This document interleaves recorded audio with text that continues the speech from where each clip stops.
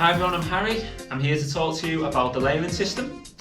One of the big questions I keep getting asked is, what is the outdoor clothing layering system? So I'm here to break it down with you today. I've got Rick, the man behind the cam, helping me out. So the first part of the layering system we want to talk about is your base layer. Thank you. There you go. I came out of nowhere.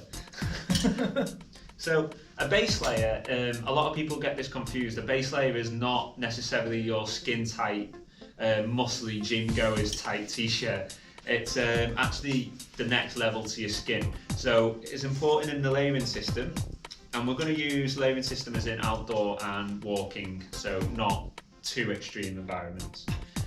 So what you might want in a layering system is a breathable, wickable tee. So you want it to wick the moisture away. If you don't know what a wicking, breathable t-shirt is, I'll link the video in the description describing what that is. So we've got two tees here which you might want to use as a base layer.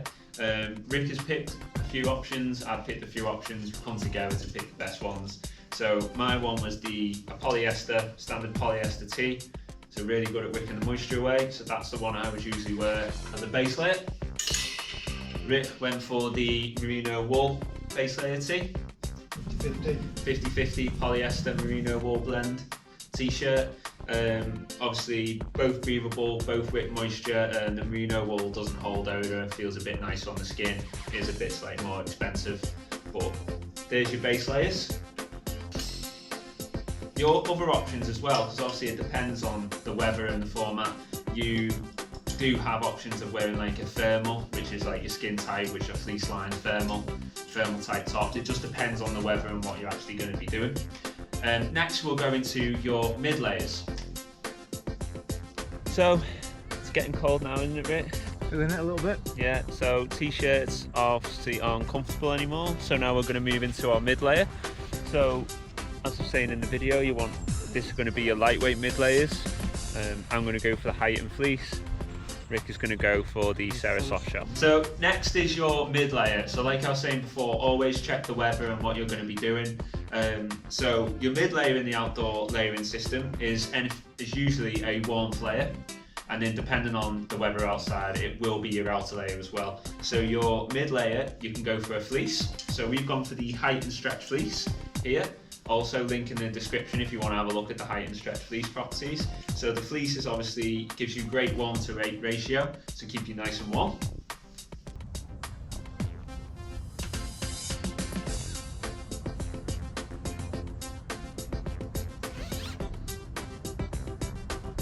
Warmer? Yeah. If you didn't want to go for that, you could go for a soft shell. So this is the Serra soft shell, which again, I'll link all these in the description if you want to have a look at them in more detail. But the difference between a fleece and a soft shell, which is the main difference, is a soft shell will give you that fleece lining, so it'll give you the fleece properties, but it is a wind blocker.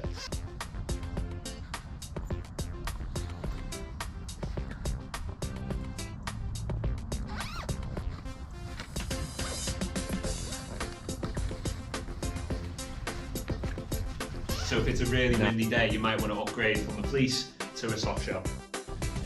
So how much comfier now? Well, much warmer now. Yeah. Which is probably the right weather, isn't it, for like a lightweight, warm mid-layer today? Yeah, you know, it's not too cold, but it's cold enough that you want something on just to take the chill out of the air.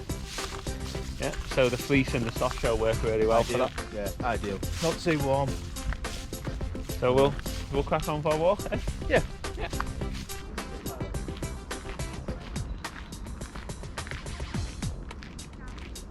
So the next one you might want to go for, depending on the weather, so it's always good to check the weather, is the Halton.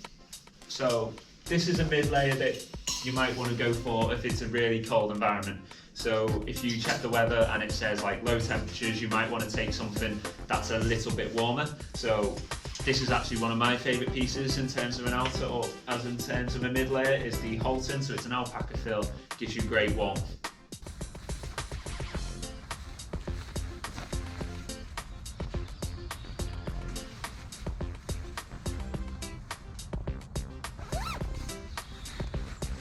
You cold? It's warmer now.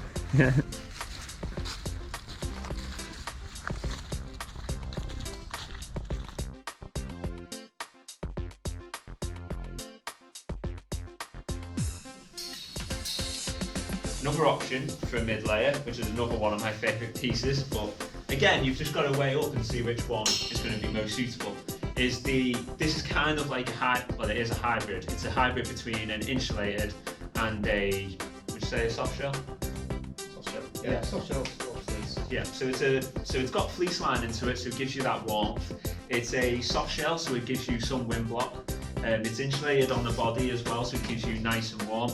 But with it being an XL stretch outer, it gives you that flexibility. It's really lightweight, highly packable. So again, if it's not that cold, but you can imagine it getting a little bit cold near the top of hills, it might be worth just to take one of these because it gives you fantastic warmth to weight ratio.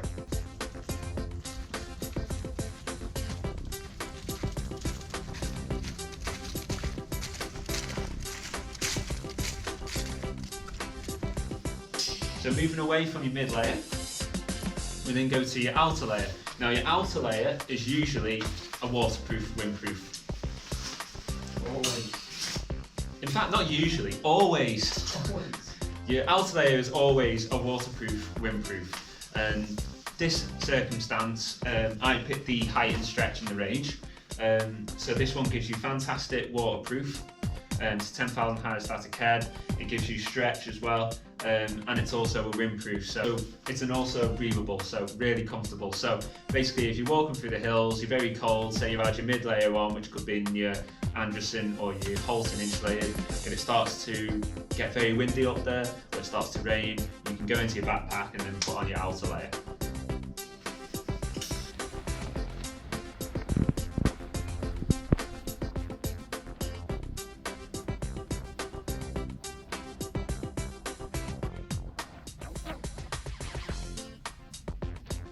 Another option that you might want to go for, which we have in the Regatta range, is the 3-in-1 jackets. So this is the Wentwood. So a 3-in-1 jacket works the same way in terms of the layering system, but with you taking individual layers, you actually trap air in between each of the fabric.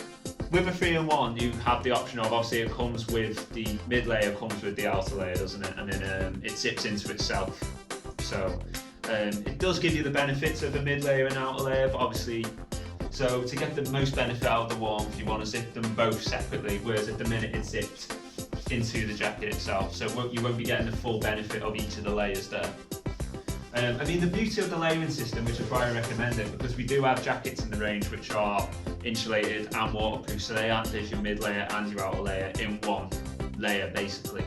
But the benefit, why I rave about the layering system and the benefits of it, is you have the ability to take off certain pieces and put on other pieces. It gives you that flexibility and put others in your backpack. If you just take one big jacket, there's a higher chance that you're going to be uncomfortable at some point, whether that's too hot, whether you don't need a waterproof, windproof shell on. They can be padded, they can be quite heavy. With the layering system, you can pick and choose which layer that you have on. Hope that covers everything on the layering system. Thank you for watching.